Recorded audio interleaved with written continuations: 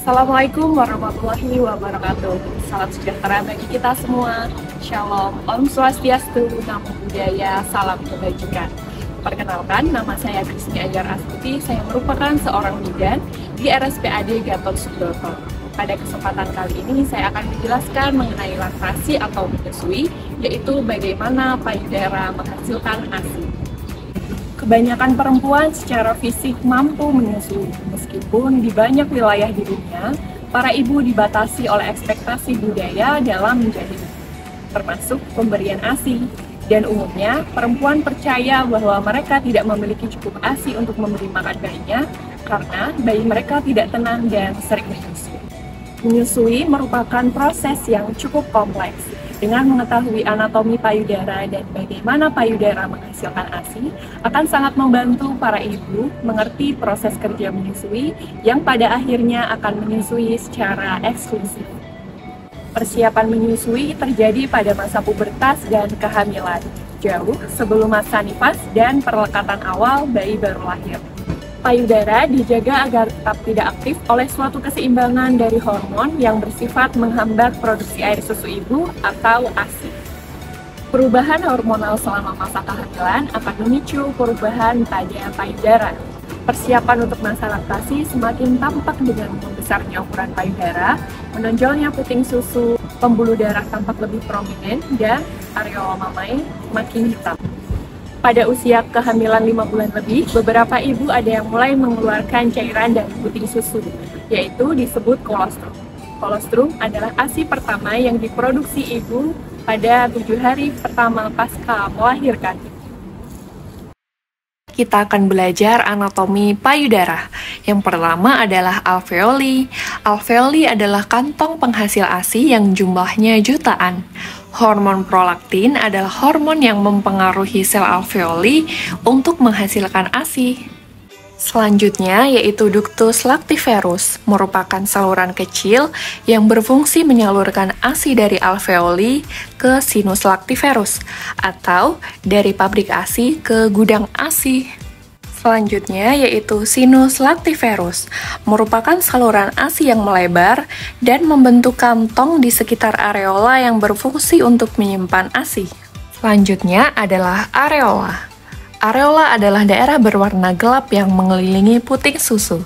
Pada areola terdapat kelenjar-kelenjar kecil yang disebut kelenjar Montgomery, menghasilkan cairan berminyak untuk menjaga kesehatan kulit di sekitar areola. Yang terakhir adalah jaringan lemak di sekeliling alveoli dan ductus lactiferus yang menentukan besar kecilnya ukuran payudara. Payudara kecil atau besar mempunyai alveoli dan sinus lactiferus yang sama, sehingga dapat menghasilkan ASI yang sama banyak. Di sekeliling alveoli juga terdapat otot polos yang akan berkontraksi dan memeras keluar ASI. Keberadaan hormon oksitosin menyebabkan otot tersebut berkontraksi. Selanjutnya, kita akan belajar bagaimana hormon prolaktin bekerja. Setiap kali bayi menghisap payudara akan merangsang ujung syaraf sensoris di sekitar payudara sehingga merangsang kelenjar hipofisis bagian depan untuk menghasilkan hormon prolaktin. Hormon prolaktin akan masuk ke peredaran darah kemudian ke payudara, menyebabkan sel sekretori di alveolus atau pabrik ASI untuk menghasilkan ASI. Hormon prolaktin akan berada di peredaran darah selama 30 menit setelah dihisap, sehingga prolaktin dapat merangsang payudara menghasilkan ASI untuk minum berikutnya. Sedangkan untuk minum yang sekarang, bayi mengambil ASI yang sudah ada.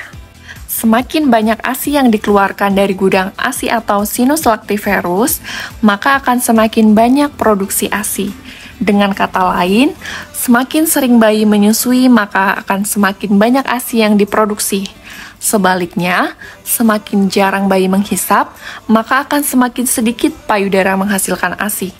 Jika bayi berhenti menghisap, maka payudara akan berhenti menghasilkan ASI.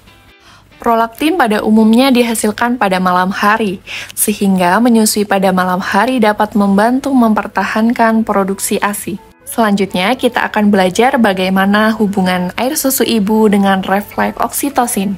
Hormon oksitosin diproduksi oleh bagian belakang kelenjar hipofisis. Hormon tersebut dihasilkan bila ujung syaraf di sekitar payudara dirangsang oleh isapan. Oksitosin akan dialirkan melalui darah menuju ke payudara yang akan merangsang kontraksi otot di sekitar alveoli atau pabrik ASI dan memeras ASI keluar dari pabrik ke gudang ASI. Hanya ASI di dalam gudang ASI yang dapat dikeluarkan oleh bayi dan atau ibunya. Oksitosin dibentuk lebih cepat dibandingkan prolaktin. Keadaan ini menyebabkan ASI di payudara akan mengalir untuk dihisap. Oksitosin sudah mulai bekerja saat ibu berkeinginan menyusui atau sebelum bayi menghisap. Jika refleks oksitosin tidak bekerja dengan baik, maka bayi akan mengalami kesulitan untuk mendapatkan ASI. Payudara seolah-olah telah berhenti memproduksi ASI, padahal payudara tetap menghasilkan ASI, namun tidak mengalir keluar. Selanjutnya, kita akan belajar keadaan-keadaan yang dapat meningkatkan hormon oksitosin. Yang pertama adalah perasaan dan curah kasih sayang ibu terhadap bayinya. Yang kedua adalah celotehan atau tangisan bayi. Yang ketiga adalah dukungan ayah dalam pengasuhan bayi, seperti menggendong bayi ke ibu saat akan disusui atau disendawakan, mengganti popok, memandikan bayi, bermain, menyanyikan bayi, dan membantu pekerjaan rumah tangga. Selanjutnya yaitu beberapa keadaan yang dapat mengurangi produksi hormon oksitosin. Perasaan cemas, sedih, marah, kesal, atau bingung. Rasa cemas ibu terhadap perubahan bentuk pada payudara dan bentuk tubuhnya. Rasa cemas ibu meninggalkan bayi karena harus bekerja. Rasa cemas ASI yang dikeluarkan tidak mencukupi kebutuhan bayinya. Yang terakhir, rasa sakit terutama saat menyusui. Seberapa sering bayi menyusu dalam sehari? Menyusui sebaiknya dilakukan sesering mungkin sesuai dengan kebutuhan bayi, sedikitnya 8 kali dalam 24 jam. Awalnya, bayi menyusu sangat sering, namun pada usia 2 minggu, frekuensi menyusu akan berkurang. Bayi sebaiknya disusui sesering dan selama bayi menginginkannya, meskipun pada malam hari. Menyusui pada malam hari membantu mempertahankan suplai ASI, karena hormon prolaktin diproduksi terutama pada malam hari. Bayi yang puas menyusu akan melepaskan payudara ibu dengan sendirinya. Ibu tidak perlu menyetopnya. Selanjutnya, kita akan belajar seberapa besar ukuran lambung bayi. Pada hari pertama lahir, bayi memiliki ukuran lambung yang sangat kecil, yaitu sebesar kelereng yang paling kecil, atau dapat menampung ASI sebanyak 5-7 mili. Pada hari ketiga, sudah meningkat menjadi kelereng yang agak besar, atau dapat menampung 22-27 mili ASI. Saat berusia 1 minggu, ukuran lambung bayi akan sebesar seperti bola pingpong, atau dapat menampung ASI sebanyak 45-60 mili. Saat berusia 1 bulan, ukuran lambung bayi akan seukuran seperti telur ayam atau dapat menampung ASI sebanyak 80-150 mili.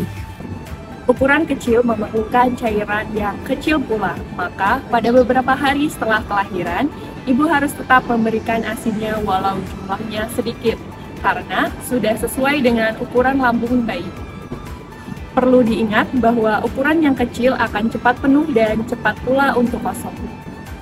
Maka ibu perlu menyusui sesering mungkin pada bayi.